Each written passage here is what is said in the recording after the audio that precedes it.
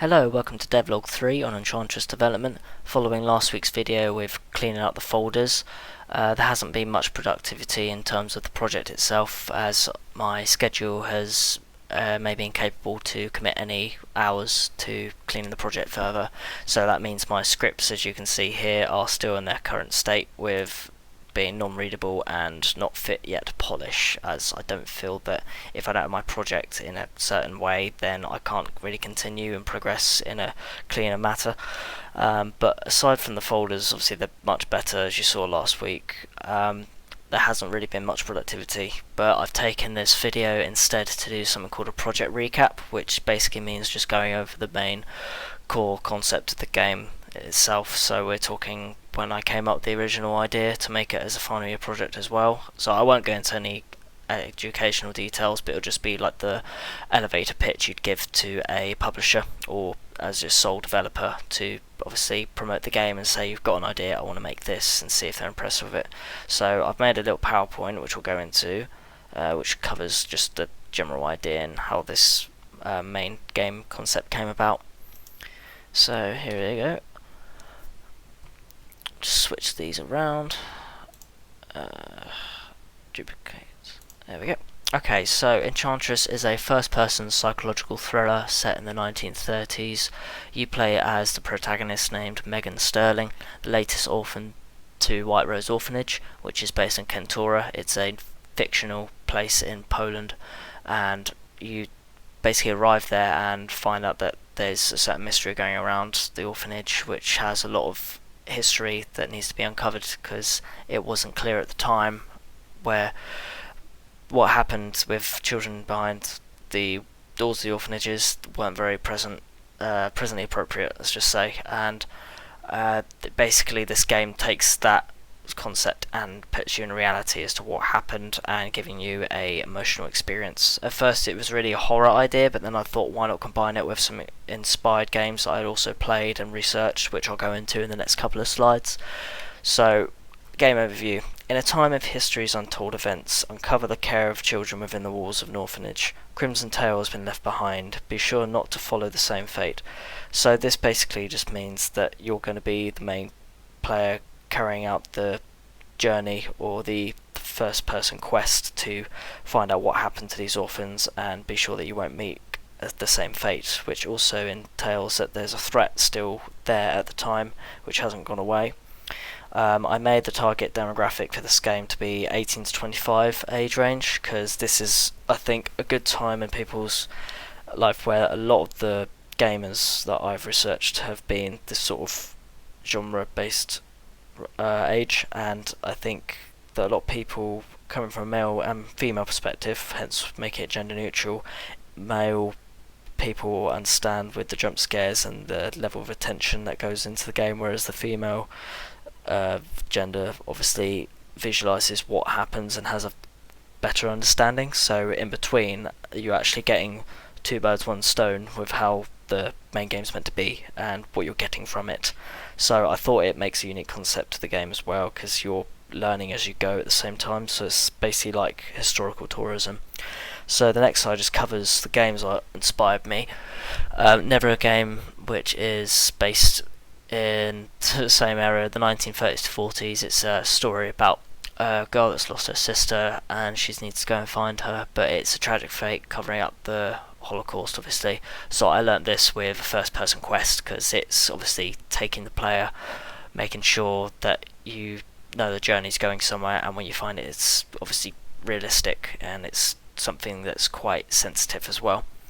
The next game called Witchkin is like a hide and seek survival horror game, which you have three levels of a house and you have to find the characters again, sister or brother, and obviously try and retrieve them from this horrible house.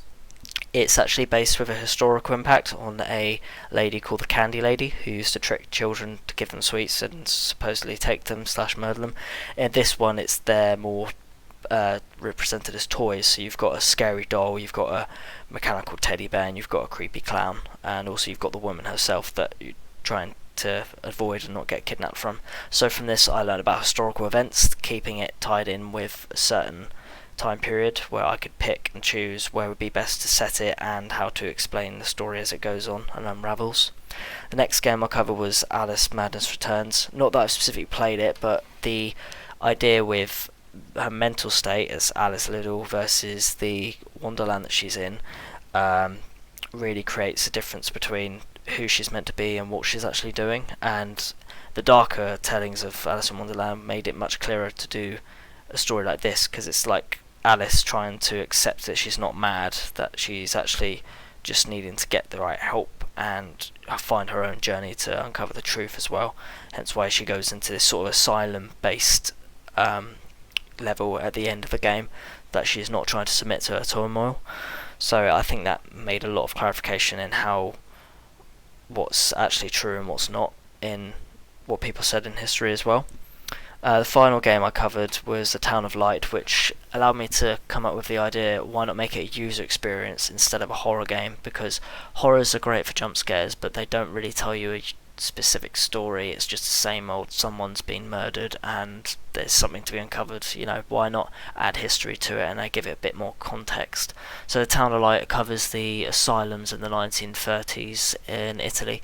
You play a character called Renee, 16-year-old girl, and she was treated horribly in an asylum, and you go through her story, how she was abandoned and left all alone, which does cover a lot if you think about in terms of my game, with how the character is alone themselves. They've only got one light source, which is their lantern, to look after themselves with, and thinking about all the other children that suffer the fates, that, you know, hopefully not to become one of them, because no one would want that. So I think these games really inspired the main concept behind Enchantress and gave it a bit more of a belief to add much more flavour to it as well.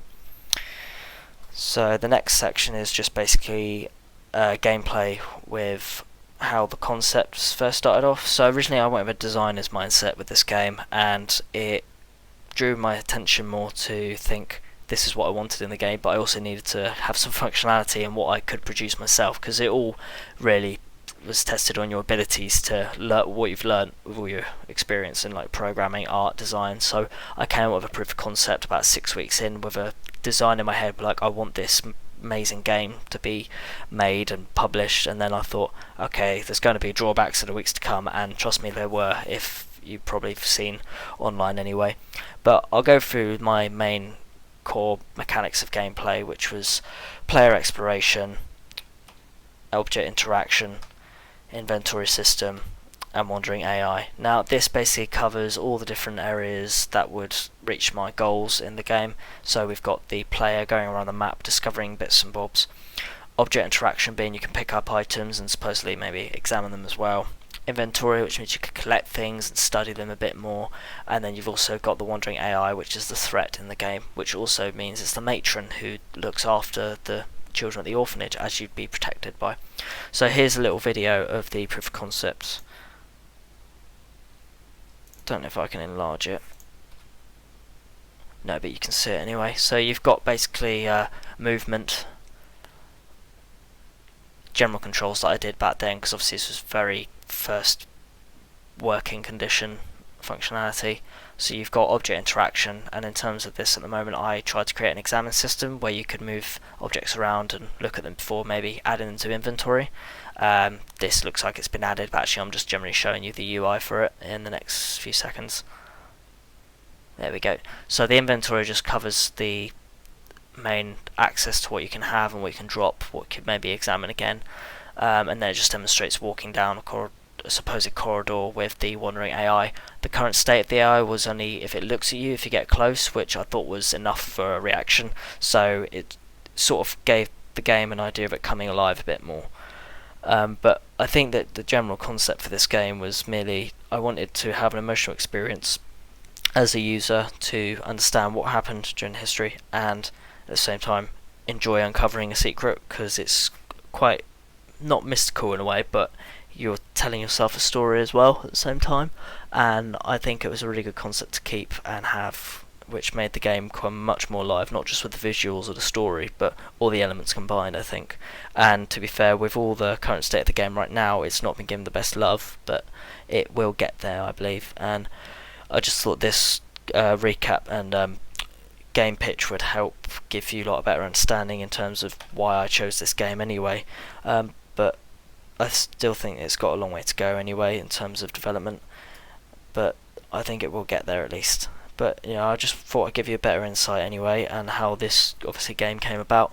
But stay tuned for next week. Hopefully, it will be a much fitter schedule around my work hours and other contributions, and there'll be a little bit more improvement hopefully in terms of functionality. I will say maybe, because I don't want to make any false promises this time. But thank you for watching, and stay tuned on my channel as well for the next video.